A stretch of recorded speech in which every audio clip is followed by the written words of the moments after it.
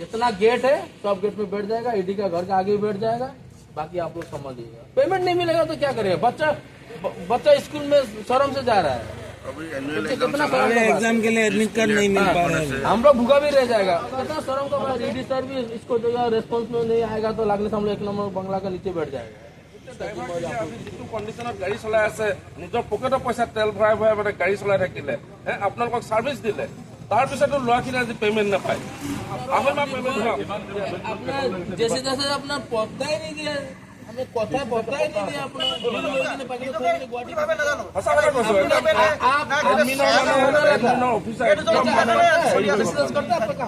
बताइए আপোনালোকে আজি ইমান চাওক ছাৰ, আপোনালোকে 2 লাখ 2.5 লাখ টকা দৰমহা পাই আপোনালোকৰ নোযোৱে, আমি 27,000 25,000 টকা লৈ পিনে আমি কেনেকৈ চলিম?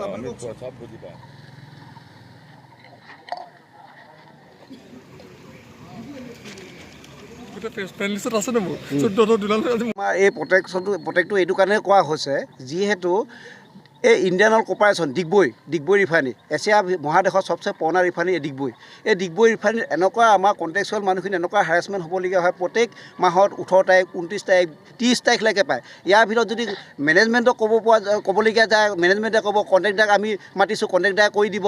কণ্ট্ৰেক্টাৰৰ ওচৰত গ'লে ক'ব যে মোৰ বিল পাছ হোৱা নাই, মই দিব নোৱাৰোঁ। এনেকুৱা ধৰণৰ বিভিন্ন অজুহাত দেখাই আমাৰ শ্ৰমিকক আজি মাধমা মাৰি আছে। প্ৰত্যেক মাহত, 1 মাহত হ'লে কথাটো বেলেগ হয়, প্ৰত্যেক মাহত প্ৰত্যেকজন কণ্ট্ৰেক্টাৰে আজি আমাৰ ডিগবৈ ৰিফাইনাৰী কাম কৰা যিকোনো কণ্ট্ৰেকচুৱেল মানুহখিনি শান্তিমতে কাম কৰিব পৰা নাই।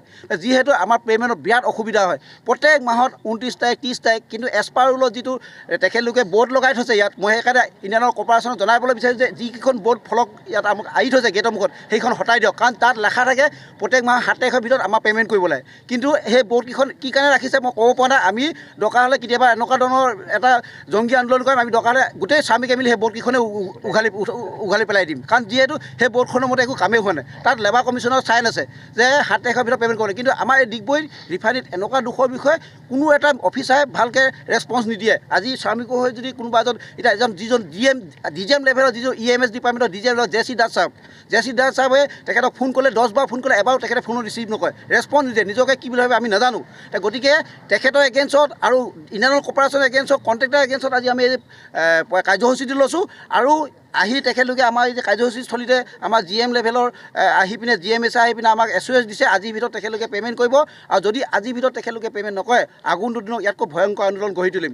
হয়তো আমাৰ ডিগবৈ ৰিফাইনাৰী বন্ধ কৰিবলৈ আমি বদ্ধপৰিকল্পিত হ'ম। ইমানে ক'লোঁ। আৰু এটা কথা এইখিনিতে জনাই ৰাখিছোঁ, এই ডিগবৈ ৰিফাইনাৰীত বহুত দুৰ্নীতি চলি আছে। আজি যিকোনো কণ্ট্ৰেক্টাৰ এজনে যদি তেখেতক পে'মেণ্টৰ বিষয়ে ক'বলৈ যায়, তেখেতে চিধাই দাদাগি মাৰিব যে মই নিদিওঁ, যা কি কৰিবি।